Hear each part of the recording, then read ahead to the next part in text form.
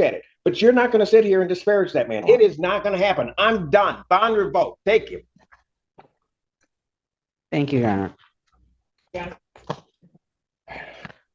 Thank you, sir. Appreciate your wait and patience online. No problem, Your Honor. Are you still on the record?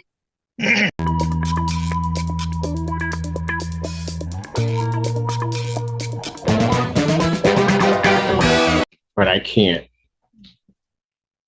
Can we get Mr. Lee out? No, oh, is he? Okay. Right. Court does call the case of the people versus Larry Lee. Good afternoon, Your Honor. Assistant Prosecuting Attorney on behalf of the people. I forgot to wait a second. And Mary Rubio, again, on behalf of Mr. Lee, who is making his way to the podium.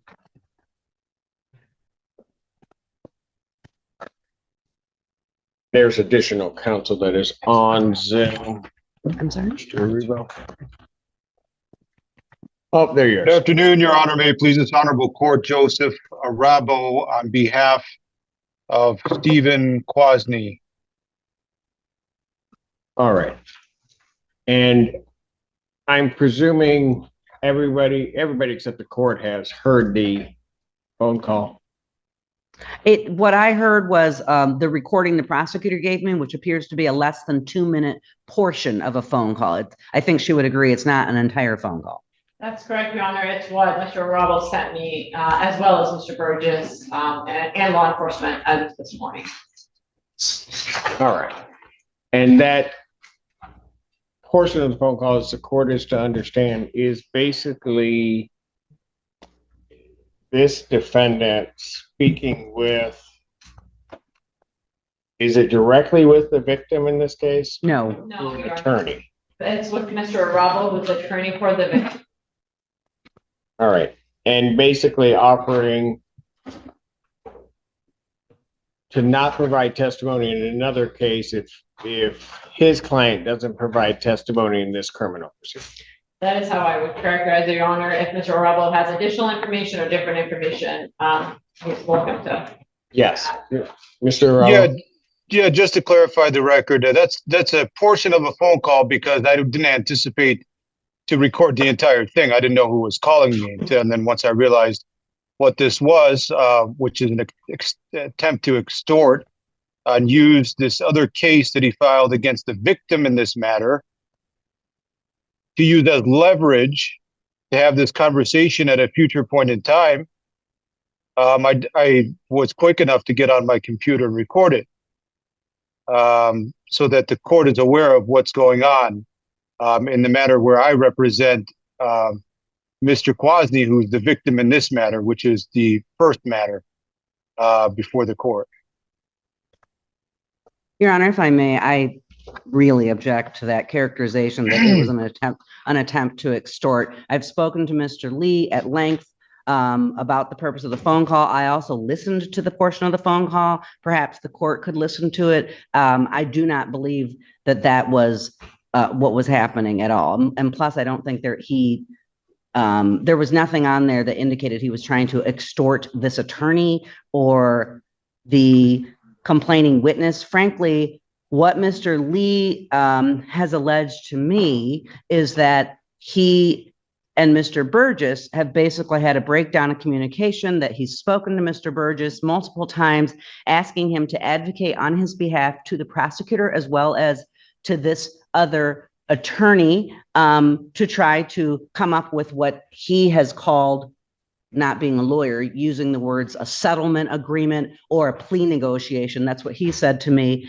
And that he had the feeling that Mr. Burgess had not, in fact, made this phone call. So he then called this attorney, and right in the phone call, because it would have been unethical for Mr. Burgess to call to try to say my client won't testify in this other matter. Of course. If that, right?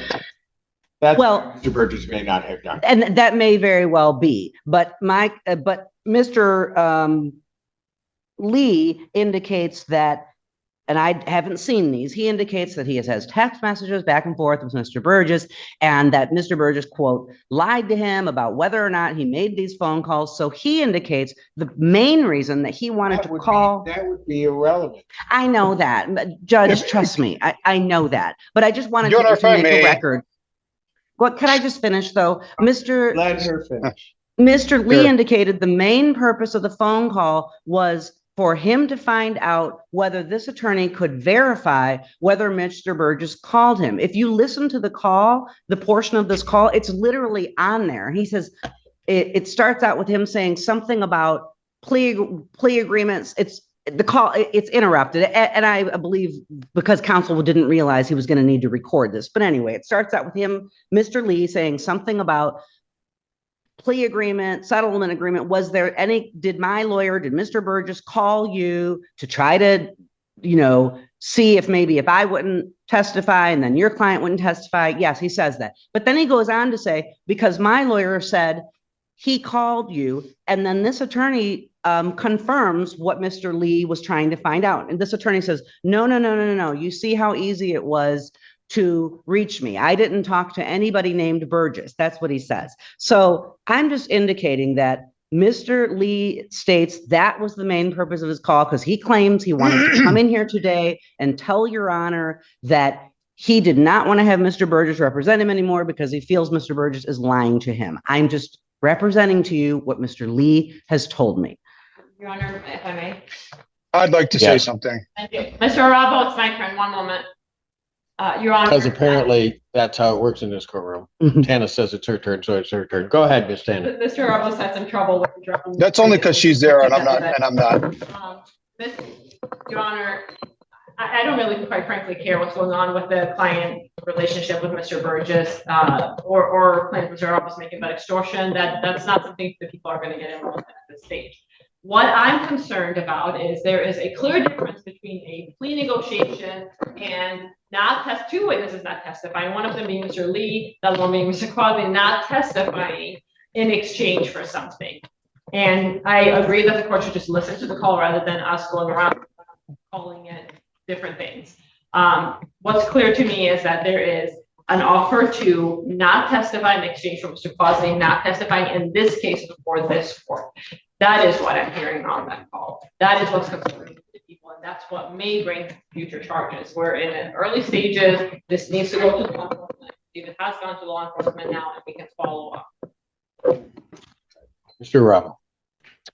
Your Honor, as you know, I'm a defense attorney. I think Ms. Rubio is really grasping at straws here to try to help her client. But here's what it is. It's not a plea. We heard her say plea. A plea means a reduction to something other than what he's being charged with, not a dismissal, which is clearly being indicated in this. Second, what's happened here is you could see clearly there has been a subsequent case filed. I don't know how this slipped between the cards, because in over 10 years of practicing, I've never seen something like this, where a victim turns into a defendant. What? During a pending case.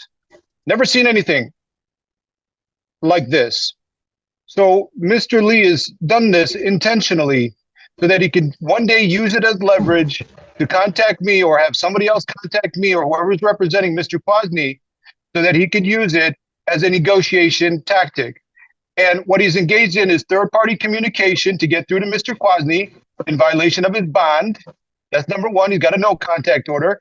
Second, this is witness tampering. You don't want to call it extortion. Let's find something else. It is witness tampering. He's trying to tamper with Mr. Quasny using the leverage that he created. And I don't know how the prosecutor's office allowed this to happen.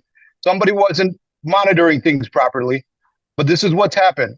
First ever time I've ever seen anything like this. And it needs to be handled. It needs to be handled. It's going to be handled. Okay. Can we listen to the call? Everybody Yes, listened to it already. Can somebody send it to Ms. Weidling, and I will then be more than happy to listen, or if there's an easier way for me to do it, I'll do it. Let's take the defendant back and Okay. listen to the call. I can give my decision. You have to go back. To you. I'll handle that coming back out.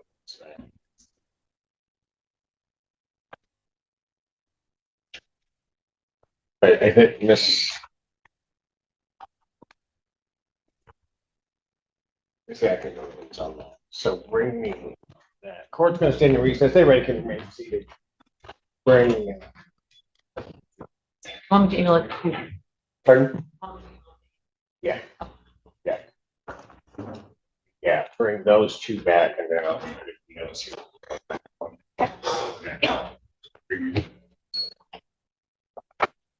He would like Miss Tana and Miss Unruly on the Burns matter.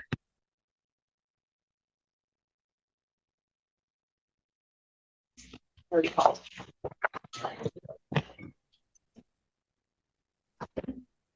And I got this here.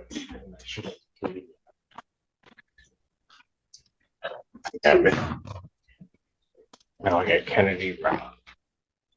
And got it. Yeah. Okay.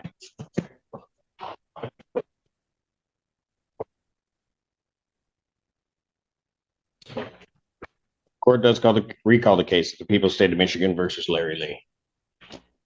Good afternoon, Your Honor. Marie Tanhouse, Assistant Prosecuting Attorney. I'm about people. And Mary Rubio on behalf of Mr. Lee, who is approaching. Larry Lee. Okay. The issue is in this case that, first of all, we're adjourning the hearing. I believe we are.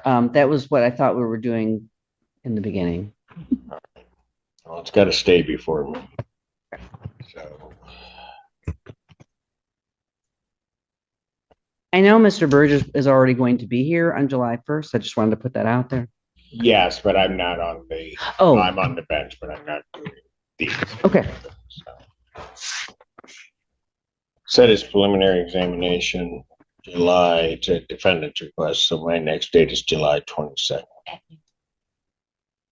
2025, and that's another 12 p.m. start because God, I love that. All right. With reference to bond in this case, I've listened to the recording.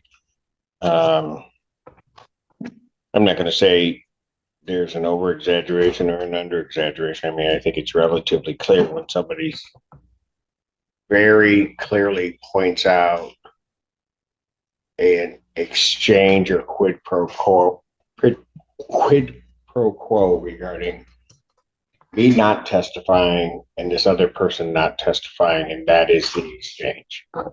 I don't know that you get a clearer indication of somebody that is attempting, and especially when they circumvent their attorney, of somebody trying to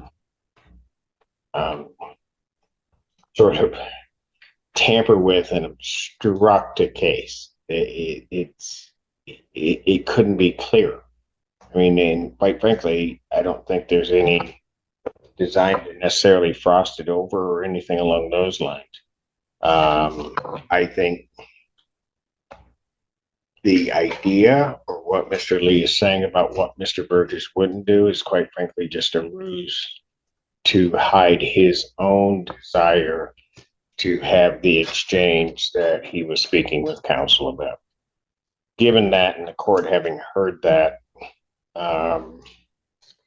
with reference to this case, the defendant's bond is hereby ordered revoked based upon the court's hearing of that bond violation. Your Honor, can I just raise two issues? Before all of this happened, Mr. Lee expressed to me and attempted to express to the court his, as I'm sure the court has gleaned, his displeasure with Mr. Burgess. So I do think there, given some of Mr. Lee's allegations against Mr. Burgess, it may be best if someone else is appointed to the case. I know he doesn't want Mr. Burgess.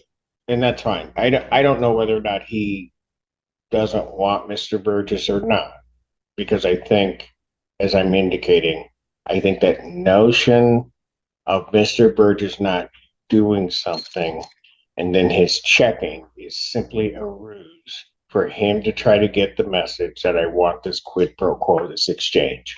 And I'm not accusing Mr. Burgess of anything. I'm just trying to represent what Mr. Lee has told and I me. understand that. And Mr. Lee is I think about jumping out of his skin trying to talk, just so you know.